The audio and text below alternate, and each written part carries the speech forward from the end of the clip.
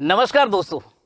दोस्तों, आप पढ़ते पढ़ते आगे बढ़ते हुए जा रहे हैं, लेकिन अभी तक आपके जीवन में बहुत सी संभावनाएं हैं, बहुत सी उम्मीदें हैं।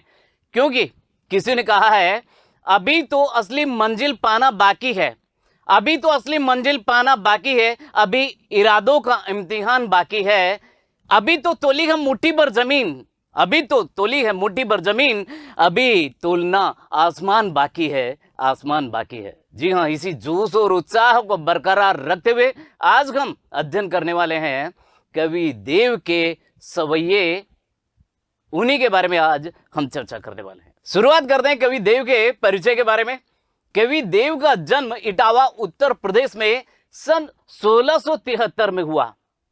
उनका पूरा नाम देवदत्त द्विवेदी था। देव के अनेक आश्रयदाताओं में औरंगजेब के पुत्र आजम शाह भी थे और आजम शाह ने इनको शरण दी, क्योंकि प्राचीन काल में जो राजा महाराजा होते थे वे कवियों को आश्रय देते थे और कविताओं को सुना करते थे, क्योंकि ये मुगलों का ही नहीं राजपूत राजाओं का भी शौक था। बात करते हैं इनके बारे में आगे। तो आजम साहब भी थे, परंतु देव की सबसे अधिक संतोष और सम्मान उनकी कविता के गुणग्राही आश्रयदाता भोगीलाल से प्राप्त हुआ। यानी भोगीलाल ने ज्यादा सम्मान इनको प्रदान किया। उन्होंने उनकी कविता पर रीझ कर लाखों की संपत्ति इनके लिए दान में दे दी। कितनी अच्छी बात है। यानी असली परख हीरे की जोहरी की जानता है, तो उन्होंने लाखों की संपत्ति इनको दान में दे दी। उनके काव्य ग्रंथों की संख्या 52 से लेकर 72 तक मानी जाती है। यानी इनकी रचनाएं ढेर सारी है। यानी हिंदी साहित्य में देव का खजाना भरा पड़ा है। उनमें से रस विलास, भाव विलास, काव्य रसायन, भवानी विलास आदि देव के प्रमुख ग्रंथ माने जाते हैं। देव की मृत्यु के बारे में यदि हम बात करें तो देव की मृत्यु 1767 ईस्वी में हुई। यानी 1767 ईस्वी में देव इस दुनिया से रुखसत हो गए। और बात करते हैं इनके बारे में। देव रीति काल के प्रमुख कवि हैं। हिंदी साहित्य को अलग अलग कालों में बांटा गया है, तो रीति काल के प्रमुख कवियों में माने जाते हैं। रीतिकालीन कविता का संबंध दरबारों, आश्रयदाताओं से था। यानी दरबारों में कविताएं सुनाई जाती थी। राजा लोग कवि लोगों को आश्रय दिया करते थे। आगे लिखा है कि इस कारण उनमें दरबारी संस्कृति का अधिक चित्रण हुआ है। यानी दरबार का प्रभाव इनकी कविताओं पर जरूर पड़ा है। देव भी इससे अछूत ही नहीं थे।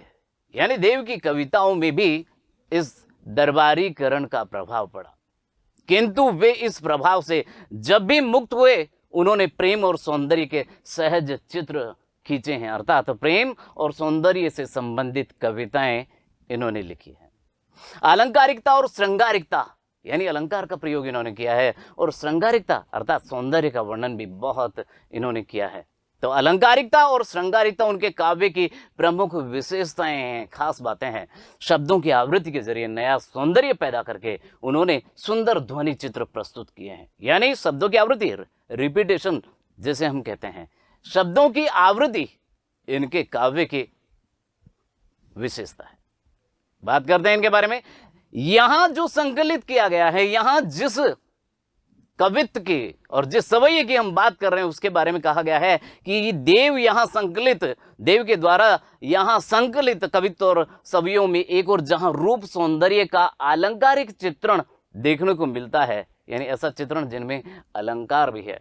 यानी आप जानते हैं आपके पाठ्यक्रम में भी है कि काव्य का सौंदर्य बढ़ाने वाले तत्व अलंकार कहलाते हैं, तो उन्हीं का समावेश है इनकी कविताओं में। आगे लिखा है कि वहीं दूसरी ओर प्रेम और प्रकृति के प्रति कवि के भावों की अंतरंग अभिव्यक्ति है। यानी कवि के जो भाव हैं वो किस प्रकार प्रकृति के प्रति प्रेम को प्रकट करते हैं। आगे लिखा है पहले सवैये में, यहां सवैयों की बात की जा रही है कि प्रथम सवैये में क्या है। प्रथम सवैये में कृष्ण के राजसी रूप सौंदर्य का वर्णन है। यानी कृष्ण को एक राजा के रूप में प्रस्तुत किया है, प्रकट किया है। दूसरे कवित्व में बसंत को बालक के रूप में दिखाकर, बसंत, ऋतु बसंत की हम बात है, तो ऋतु बसंत को बालक के रूप में दिखाकर उसके साथ एक रागात्मक संबंध की अभिव्यक्ति हुई। रागात्मक, राग प्रेम को कहा जाता है, तो एक प्रेम की अभिव्यक्ति हुई है यहाँ बसंत के साथ में, क्योंकि यहाँ बसंत को एक बालक के रूप में प्रकट किया है, प्रस्तुत किया है, अभिव्यक्त किया है।